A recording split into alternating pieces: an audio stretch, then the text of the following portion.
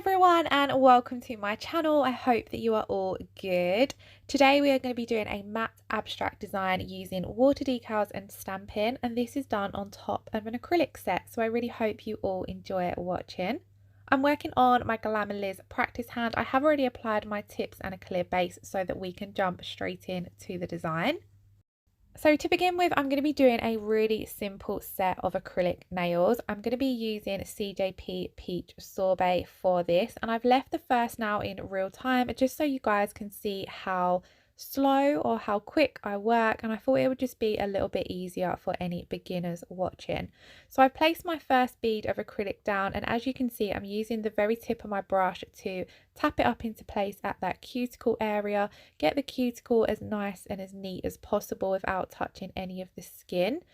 And I always find it really helpful to tilt the finger downwards when I'm working around that cuticle area, as it stops any of the product running back and flooding the cuticles. Now what I'm doing is just making sure those sidewalls are nice and neat, and then I'm just going to press and pull this bead of acrylic slightly down the nail. I'm leaving the bulk of it where I've placed it because it's building up that apex area. CJP Peach Sorbet is a core powder, so I'm going to be building the entire set of nails with this colour. It doesn't need to be encapsulated. So I'm just fading it down, blending it out slightly with my brush, making sure that the application is nice and smooth, that there's no lumps or bumps or anything like that, just because then you're going to have less finish filing to do. Now, as that bead of acrylic didn't reach all the way to the tip of the nail, I'm going to come in with another bead of acrylic. To be honest, I usually work in a 2 or 3 bead method, even on these kind of length nails, because it's just what I was trained in and it's what I find a little bit easier. So I'm placing my second bead of acrylic down. I blended that back so that it melts into that first bead of acrylic that we've applied, and then you're going to find you're not going to get any shadowing, or you're not going to be able to basically see where one bead finished and another one started. Then I'm just patting and pressing this down towards the tip of the nail, using quite light strokes because I don't want to pull too much of that product off. Anywhere that I feel looks a little bit bumpy, you'll see that I'm just smoothing it out, because I find it a lot easier to try and get my acrylic application as neat as possible, so that then I don't have loads of filing to do. So that's why I'm always patting or smoothing over the acrylic, just to make sure it's nice and smooth. Same at the very tip of the nail there and at the side walls. The neater your application, the easier it is to get a nice crisp shape as well. Now, because this nail was looking a little bit thin up at that tip area and just a little bit, the colour looked a little bit patchy, so I'm coming in with another bead of acrylic just to build that up a little bit more. Again, blending it back so there's no harsh line or no difference in the beads. So that's that first nail done, and I'm going to speed through and do the remaining 3 nails. But that's how I like to apply my acrylic. It doesn't always go as smooth as this one. As you'll see on the second nail here, I place my cuticle bead down, and it's a little bit too wet, so it starts to run as I'm tapping it up into that cuticle area, and I do end up hitting the cuticle. So I'm just trying to fix that up a little bit. It's just one of those things. I'd picked up a too wet bead. I should have wiped it off and just picked up a new bead, or drained the back of the brush a little bit more with it, but I just placed it down and tried working with it. So I'm just basically blending this bead out. I've tucked it up into the cuticle area as best as I can, and then I'm going to come in and apply my second bead. So same as before, placing it down, and I like to blend it back into that previous bead, and then I'm just patting and pulling this down towards the tip of the nail. Now, CJP is a drier acrylic system, so your beads of acrylic, when you're picking them up, they need to be slightly drier compared to other brands that I have used. There are other brands as well that have a drier system, but basically the ratio for each acrylic system is going to be a little bit different. Now, I've been playing around and using a couple of different brands recently because I've been trialing out some new ones, and those work quite wet compared to my CJP, and I've always preferred CJP because it's a drier system. But when I picked it up again today, because I haven't used it in my last couple of sets that I've done, I just was working too wet with it, and that's what I needed to get my mind back into picking up those drier beads. So that was why this nail especially didn't go to plan.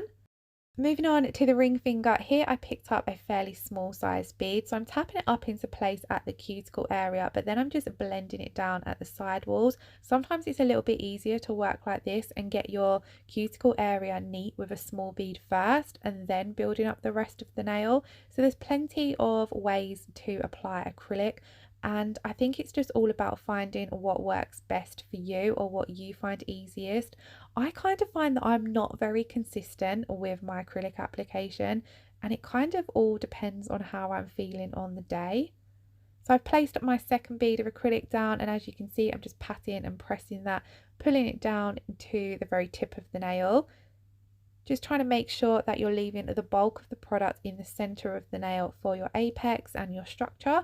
So you want that back third to be the thickest part of the nail, and your down the sort of spine of your nail, you want that to be slightly thicker than your side walls as well, because that's where you're building up your strength and structure. I jumped back to this now because I felt as though it was a little bit thin, so I just popped another small bead of acrylic down. Then we're moving on to the ring finger. Again, I'm applying my bead. It's a little too wet again, so I'm just working with it. I'm waiting a little while for it to polymerize, but because the video is sped up, you don't really notice that. Blending it down and trying my best to keep those side walls as neat as possible.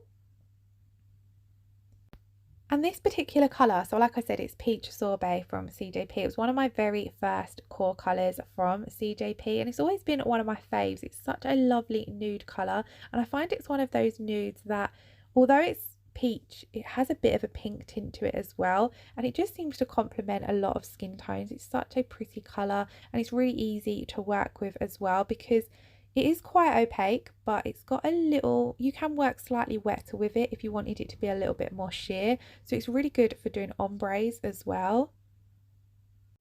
Then once I had finished applying all of my acrylic, I left this to completely set before filing, and I did do all of the filing off camera because I've said it in a few previous videos. I find it a little tricky to do the filing on the Glamerliz on camera.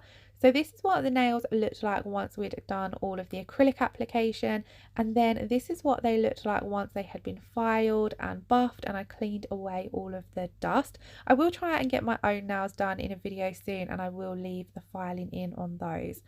Jumping on to the fun part, let's do the nail art. So I'm going to be using these gorgeous water decals from Miss Lucy. Now I do have a discount code for Miss Lucy, so I will leave that either on screen or in the description box below, as well as all of the products I use. I always leave linked in the description box below as well. So do check that out if you're looking to purchase anything I've used. These water decals especially, I've had quite a few different ones from Miss Lucy, and they're always really fab quality. One of the things that I really love about them is how thin her water decals are. When you're working with gel polish especially, or you're going to be top coating with a gel top coat, I love water decals that are really thin, because I just find you don't have any issues. It doesn't look bulky on the nail, it doesn't end up sticking up or anything like that. Because they're so thin, they apply really nicely. So to begin with, I've soaked them, in some room temperature water for around 10-20 seconds, and they already started coming off of the backing paper in the water. So on some of them you'll see I'm just simply picking up the water decal because it's already come off of that backing paper.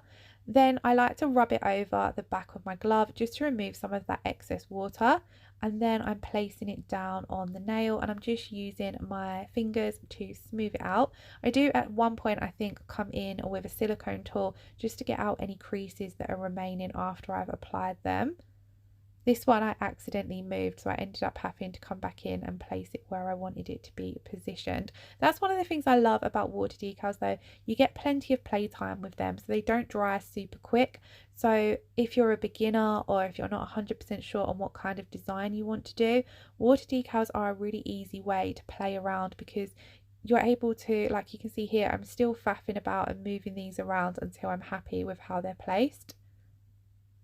Again, I've cut out a couple of more, and we're going for a bit of an abstract design. So when I'm doing abstract designs, I quite like a lot of the art to overlap.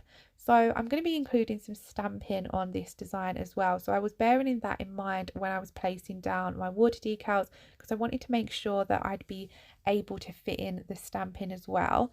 So I'm coming in now. These are like little leopard spots or just simple dots, and I'm just placing them down. Now, because this was a larger water decal and it's going over that apex area, so when you think of your acrylic nail and you've got your apex, it bends or it curves. Sorry, that explains it better. It curves. And you're going to be placing down a flat water decal onto a curved surface. So you can see I took a little bit more time on that nail just to get out any of the creases because it's going over a curved surface. I'm just really mainly doing this with my fingers, but the silicone tool does make it a little bit easier as well. Now, as you would have seen when I showed you the water decal sheets, the abstract designs are from one, and then these little flowers are from another sheet. I just felt as though, although I wanted to do an abstract set to share these water decals with you, I also wanted to have something a little bit spring involved there as well. So that's why I chose to add in the two little flowers, and then when it come to the stamping, I tied in some leaves. So it kind of just pulled all of the set together, and I was really pleased with how these turned out.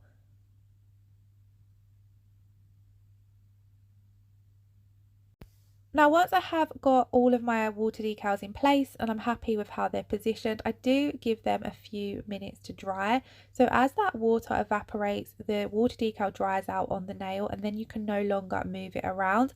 And that's how you want it to be when it comes to top coating. You don't want to top coat when they're still wet, because you may find that you pull the decal or move the decal around. So I do like to just give them a few minutes to set in place. Now, as I said, I want to include some stamping on this set, but before I come in and stamp, I want to seal the water decals in. So I'm going to do this by using my Kiki London No Wipe rubber top coat. Now, I absolutely love the rubber top coat for sealing in any kind of nail art. So I love it over foils, stamping and water decals especially, because it's that little bit thicker. You're able to float it over and it just seals everything in really, really nicely and helps them to last the duration of the set. So as you can see, I start off by floating the top coat over just so it gets right around the edges of the water decal, and then I just brush it over to make sure it's applied nice and evenly.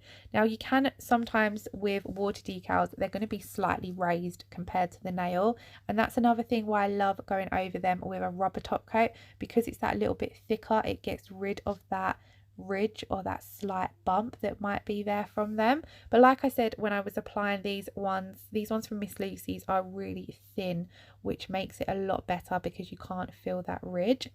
I'm then going to pop that top coat in to cure for 60 seconds, and we're then going to move on to the stamping. So I'm using this amazing abstract style plate from Born Pretty. I really love this plate and I felt as though it tied in really well with those abstract water decals. Now, although I would have cleaned off this plate when I'd last finished with it, because it's been sitting in my nail art drawer, I'm just going to give it a wipe using a lint-free pad and some acetone, just because when you're doing stamping, you really need to make sure that you're working on a clean plate. So I'm just deciding what images I'm going to do on what nail, and then I'm coming in with a gold Born Pretty stamping polish. I can't remember the name of this one, but again, I leave all of the products I use in the description box below, so do check that out. So as you can see, I applied my polish, scraped, picked up my image, and then I'm just removing any excess image with my lint-free roller, and then I'm simply placing that down on the nail. I loved the clash as well between the colours of the first water decals, then the black water decals, and then the gold. I felt as though it really gave off that nice abstract vibe. Even though I'm going to be doing these set of nails matte, I did love how they looked glossy as well. So once again, I'm coming in with my second image. I'm going to do a little bit of stamping on all of 4 of the nails. So I applied a generous amount of polish, scrape, roll my stamper across. Again, taking my lint roller, to remove any excess image, and then I'm just going to press that down onto the nail, give it a little wriggle and then roll off. And also here I'm using my clear jelly stamper. I think this one's called the Big Bling, and it's my go-to stamper. It's amazing to use. I love that it's so big that you can stamp larger images with it, but it still works really well for these small images too.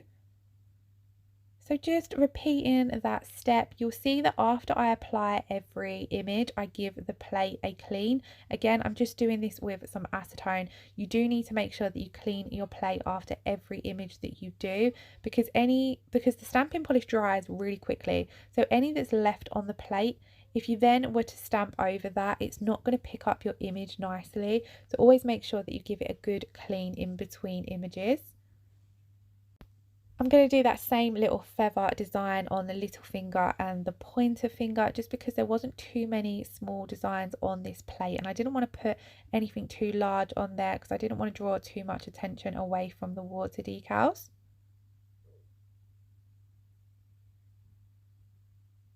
So this is what the set looked like once we had finished our stamping, and this is what it would look like if you would leave it glossy. But I really wanted to do this set of nails matte because I really love abstracts with a matte top coat.